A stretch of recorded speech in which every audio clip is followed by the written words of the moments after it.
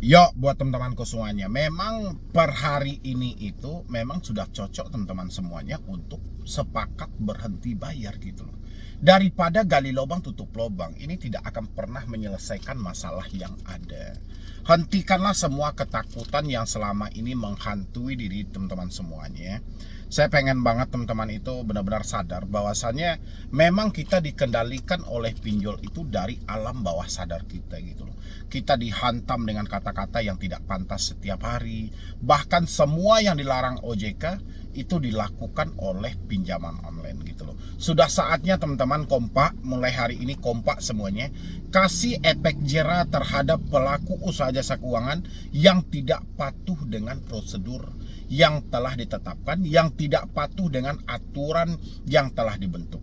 Ya, aturan itu banyak loh. Dilarang melakukan penagihan dengan mempermalukan, ancaman, intimidasi, menyebarluaskan data pribadi. Ini kan dilarang. Tapi kenapa si pinjol selalu melakukan dengan hal yang sama? Dilarang melakukan penagihan di luar dari alamat si konsumen. Ya, jelas-jelas POJK terbaru. Tapi apa yang terjadi? Dia melakukan penagihan ke kantor, melakukan penagihan ke tetangga, melakukan penagihan ke kontak darurat. Kan mereka sendiri yang menyalahi aturan. Dilarang melakukan penagihan secara terus-menerus yang sifatnya mengganggu. Ini enggak dari pagi sampai malam menelpon, sampai baterai habis aja baru berhenti gitu loh. Dilarang melakukan penagihan sampai di luar dari kesepakatan yang ada gitu loh. Kalaupun dia mau melakukan penagihan di luar dari alamat domisili, itu sesuai dengan kesepakatan. Ini enggak, tanpa konfirmasi pun datang dia ke perusahaan. Ya, berarti kan mereka sendiri yang menyalahi aturan yang ada. Kalau kita oke, kita hanya sebatas kita belum melakukan pembayaran. Kalau OJK sih enak ngomongnya kan.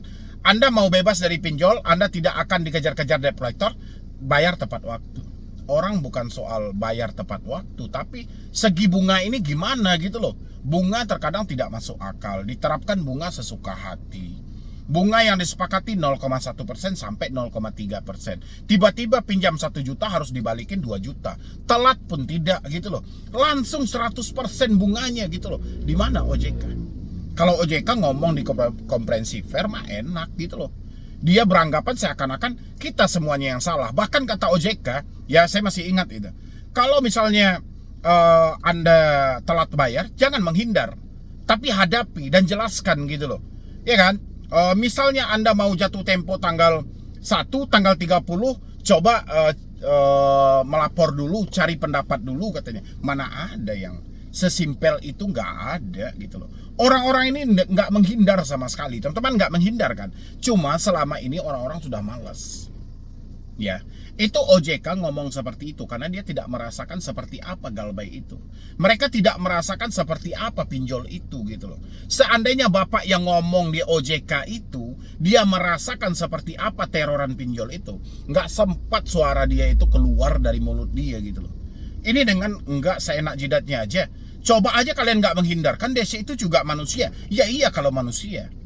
Tapi kita nggak dianggap manusia kok sama sekali. Baru juga menagih langsung mencaci maki, langsung menghina. Kan itu yang terjadi gitu loh. Benar nggak teman-teman semuanya? Jadi orang itu tidak menghindar, makanya saya bilangin. Rasa saya memang sudah tepat itu teman-teman semuanya. Cari tahu pinjol-pinjol mana yang tidak patuh dengan aturan. Bukan cari tahu soal ada DC atau tidak ya. Berhenti aja teman-teman semuanya mencari ini ada DC, ini ada DC, stop aja.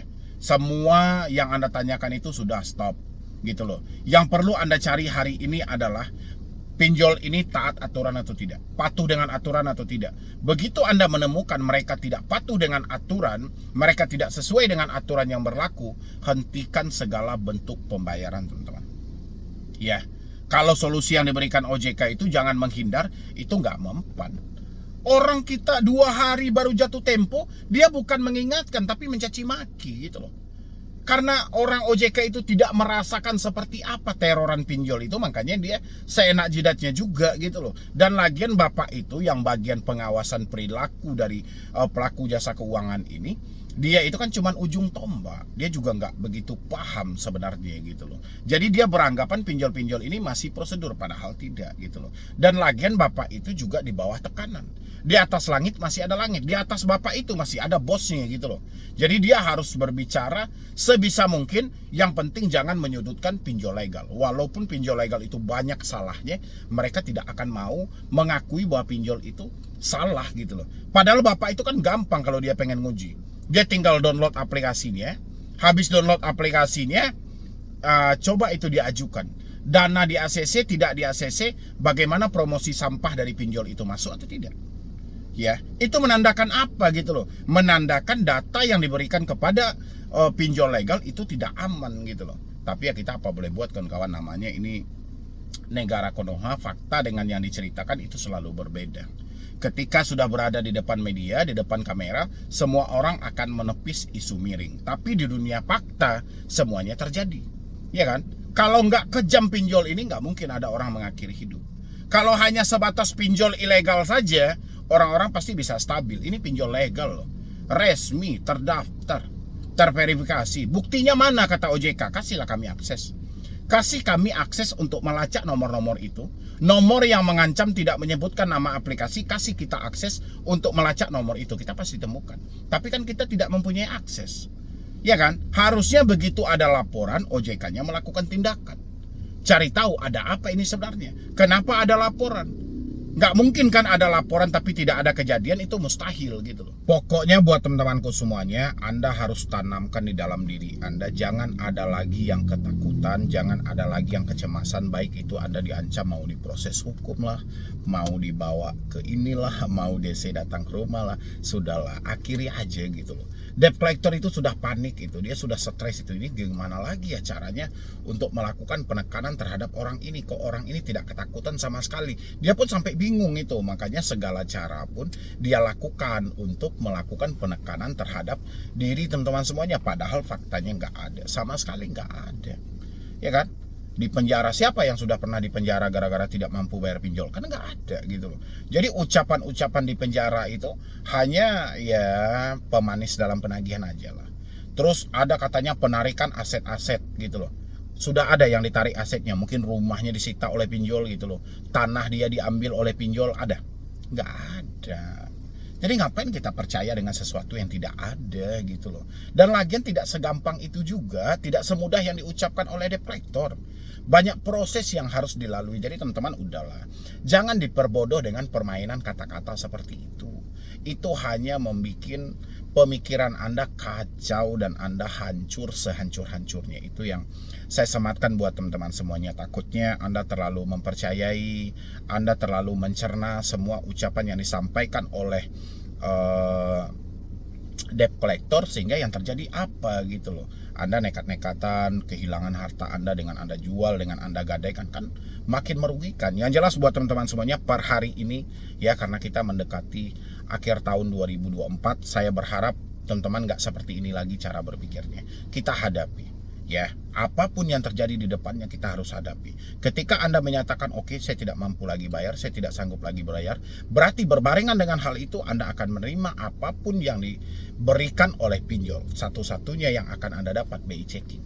Ya, kalaupun Anda hari ini dicaci maki, dihina dan segala macam, itu masih ranah kesalahan Anda. Sudah tahu Anda dihina, Anda ditakut-takuti, Anda masih membiarkan nomor Anda tetap aktif dan bisa dihubungi. Harusnya ketika Anda sudah diancam dan dicaci maki seperti itu, ya, supaya membatasi diri Anda harus putus komunikasinya seharusnya. Begitu ya buat teman-teman semuanya. Saya tidak pengen lagi teman-teman itu dihantui dengan rasa takut, dengan kecemasan, dengan rasa-rasa yang selama ini mungkin ya sudah cukup lah. Rasa saya itu sudah cukup semuanya teman-teman.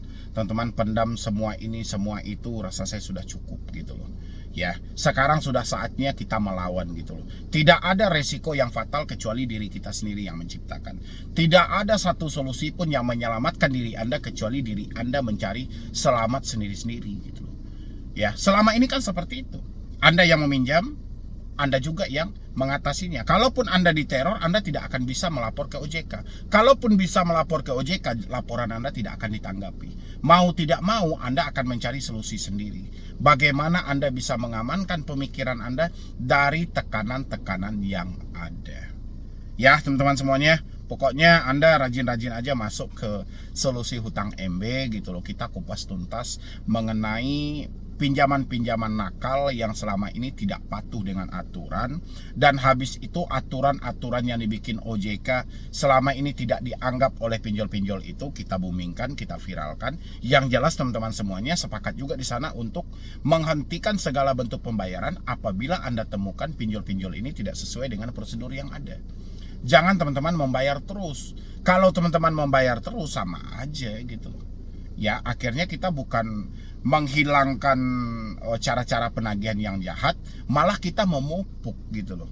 Anda diancam dulu baru bayar, disebar data dulu baru bayar. Harusnya kalau sudah diancam berhenti bayar. Sudah disebarkan data jangan dibayar lagi. Biar debt collectornya ke depannya merubah cara mereka dalam menagih supaya kita benar-benar aman, ya kan? Jadi kalau teman-teman biasakan diancam dulu baru membayar, kasihan saudara kita berikutnya. Akan dipakai lah secara terus-menerus cara-cara penagihan yang tidak manusiawi itu. Ya, buat teman-teman semuanya, dan lanjutkan juga menonton video yang berikut ini. Yo, assalamualaikum warahmatullahi wabarakatuh. Selamat sore buat teman-temanku semuanya, khususnya yang sudah ada di YouTube Solusi Hutang MB. Menghadapi teroran, intimidasi, dan menghadapi debt collector, terutama untuk teman-temanku yang telat bayar atau hari ini belum bisa melakukan pembayaran di pinjol-pinjol legal OJK, Kredit Pintar, EasyCash, habis itu pinjam duit, Samir, Indosat, ya, pinjam yuk. Itu yang Anda tanya-tanyakan selalu sama saya. Bagaimana ini Bang menghadapi chat-chat WhatsApp, telepon, email yang selalu silih berganti masuk dengan berbagai macam versi yang mereka ucapkan. Mulai mendatangkan debt collector ke rumah, sampai penarikan aset-aset yang ada, sampai pemrosesan ke jalur hukum, ya. Teman-teman, itu berulang kali saya jelaskan. Sudah berapa kali saya jelaskan sama teman-teman semuanya. Gak usah terlalu percaya dengan apa yang dikatakan debt collector. Ini menjelang akhir tahun loh. Mendekati akhir tahun, debt collector sengaja membangun hal seperti ini untuk menakut-nakuti teman-teman semuanya. Ya, mulai dia bilangin mungkin aset-aset Anda akan ditarik, semua harta-harta Anda akan diambil, data Anda akan disebar gitu loh. Menghadapinya sih simpel aja teman-teman, gak ada yang perlu rumit. Menghadapinya jangan ikut dalam kata-kata mereka gitu. Begitu cara menghadapinya. Begitu simpel menghadapi pinjaman online ini. Tapi memang tidak semudah mengucapkan gitu loh. Menjalankan tidak semudah mengucapkan. Ya, apapun yang teman-teman lihat, apapun yang teman-teman baca, apapun yang teman-teman dengar, itu yang melakukan debt collector. Debt collector ini bukan pemilik dari perusahaan pinjol. Dia hanyalah anggota, ya, atau ujung tombak di sebuah perusahaan pinjaman online. Mereka dipekerjakan untuk mengambil tagihan. Begitu tagihan mereka dapat, mereka akan mendapatkan bonus. Mereka akan mendapatkan gaji. Makanya segala sesi cara dalam penagihan akan mereka lakukan. Saya berapa kali menyampaikan sama teman-teman semuanya. Mereka ancam Anda, itu tidak pernah keluar dari telepon. Ya, mereka kirimkan SMS, chat dan segala macam. Ya, itu nggak pernah keluar dari handphone Anda gitu loh. Dia kirimkan somasi, tidak lepas dari handphone teman-teman semuanya. Tapi teman-teman itu selalu saja mengajak pemikiran teman-teman itu untuk ke arah yang menakutkan diri sendiri.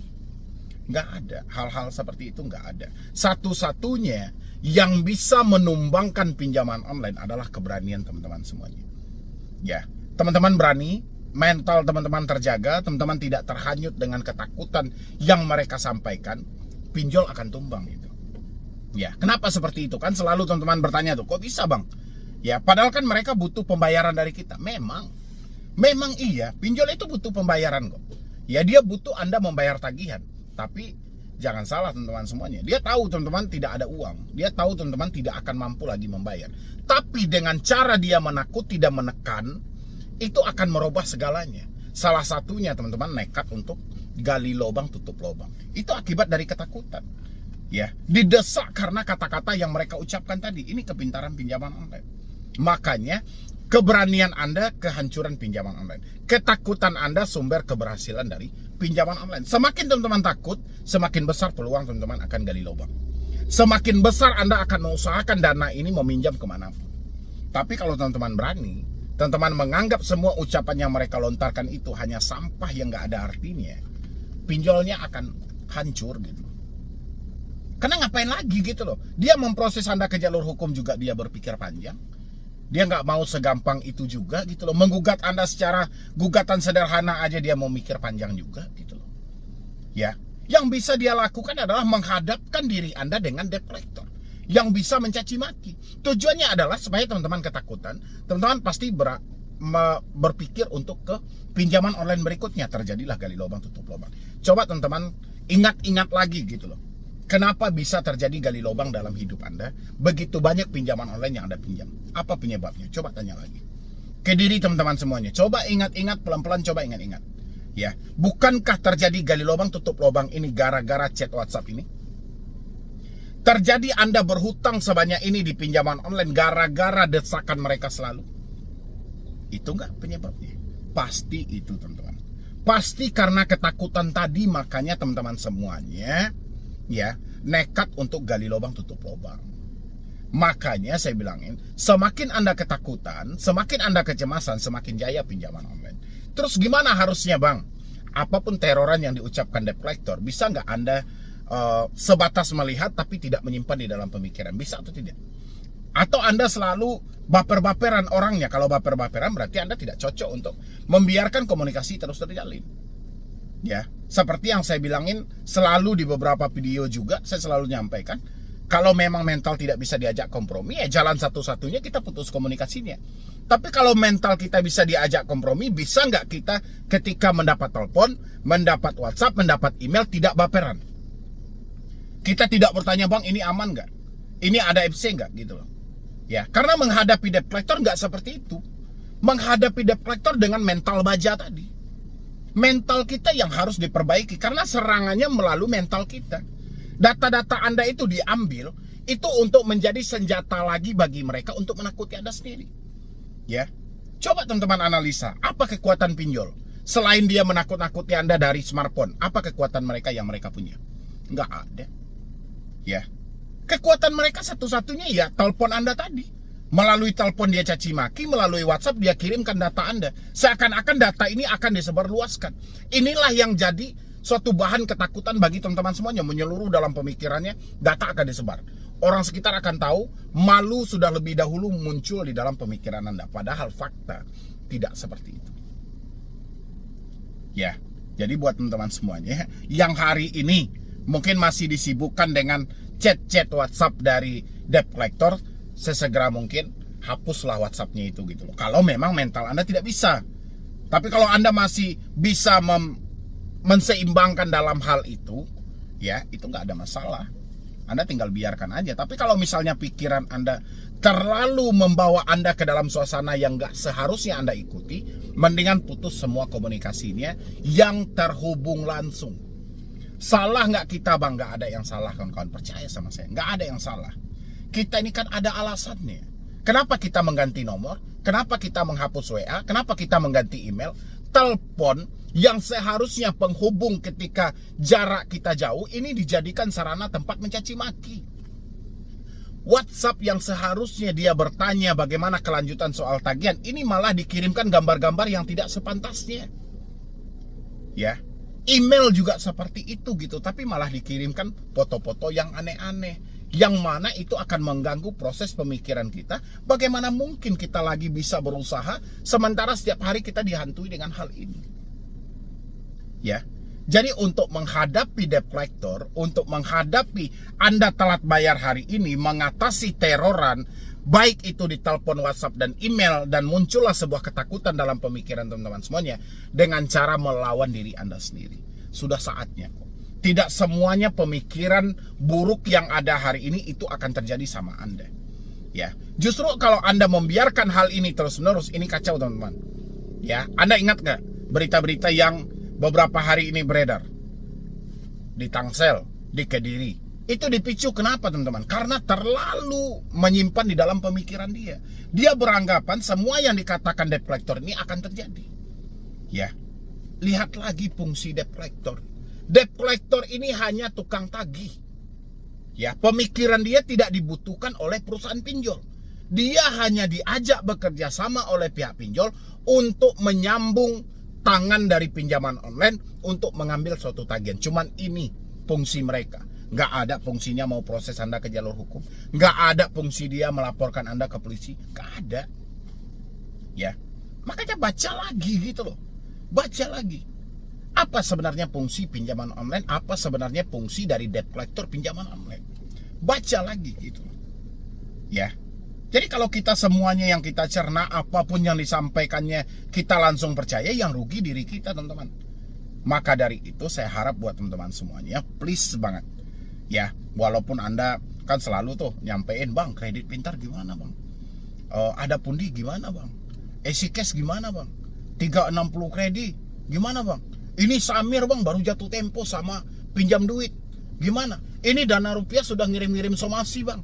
Ini Julo sudah ngirimkan peringatan.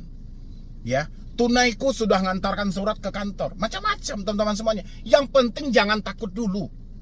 Ya, yang penting jangan takut dulu. Sehebat apapun debt collector, dia tukang tagih. Dia tukang tagih. Tugas dia hanya mengambil tagihan, gak ada yang lain. Ya, kenali, pahami ya apa-apa aja yang perlu dipatuhi dalam hal ini. Apa yang disampaikan dalam OJK, apa yang disampaikan dalam aturan itu. Ya, kita harus mengenali.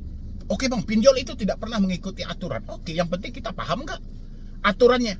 Pinjol tidak memenuhi aturan, tapi kita tidak paham aturannya, sama aja enggak. Ya, jadi kita pahami dulu aturannya, mana yang dibolehkan dan mana yang tidak dibolehkan. Begitu kita sudah paham dengan aturan ini, nggak ada masalah.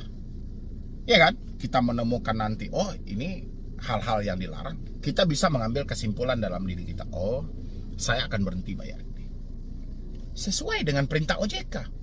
Ya kan? OJK melarang kok, jangan menagih dengan mempermalukan, jangan menagih dengan pengancaman, jangan pakai intimidasi, sara dan lainnya. Sekarang kita temukan, oke, saya kasih efek jerah sama Anda. Bukan takut. Ya, Anda berhutang, Anda diberikan pinjaman oleh pinjol, itu sudah ada kesepakatan. Ya, pinjol pun juga sudah mempersiapkan risiko ini. Risiko kemungkinan Anda tidak mampu bayar, pinjol sudah paham. Ya, risiko kemungkinan Anda tidak membalikan dana pinjol, pinjol sudah paham. Ngapain lagi kita harus baper dengan hal itu? Kan sudah ada risikonya. Apa ya ini? Fintech Data Center, pusat data fintech lending. Ya, terus kenapa Bang malah kita dicaci maki dan dihina? Itu menandakan pinjol tidak puas. Kalau hanya nama Anda masuk ke dalam fintech data center, nama Anda masuk ke dalam pusat data fintech lending, pinjolnya nggak puas. Pinjol masih berupaya bagaimana membuat Anda hancur sehancur-hancurnya. Itulah makanya Anda didorong, ditakut-takuti untuk terjadi gali lubang, tutup lubang. Ya, buat teman-teman semuanya, tolong kondisikan pemikiran Anda, lawan semuanya. Ingat yang saya sampaikan tadi, ketakutan Anda, kesuksesan pinjol. Keberanian Anda, kehancuran untuk pinjol. Tinggal dari diri Anda. Anda mau takut atau mau berani? Ya, itu tergantung dari diri Anda. Kalau Anda mengikuti dan membenarkan semua telepon yang masuk, WhatsApp yang mereka katakan, email yang mereka katakan, kehancuran ada di tangan Anda. Karena Anda ketakutan. Ya, tapi kalau Anda tidak menganggap apapun yang mereka sampaikan via telepon, via WhatsApp dan via email, kehancuran ada di tangan pinjol. Mau pilih yang mana teman-teman semuanya? Ya, mungkin dari saya cuma itu aja ya.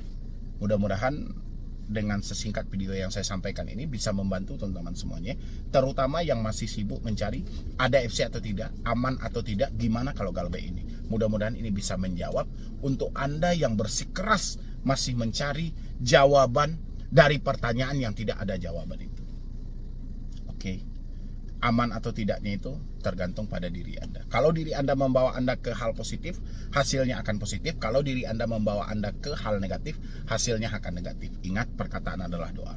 Jangan katakan setiap hari hal-hal negatif dalam hidup Anda, tapi ucapkanlah hal-hal positif yang membangun semangat Anda untuk jangka panjang. Oke? Jadi sekian dulu dari saya, Medi Broni. Wassalam.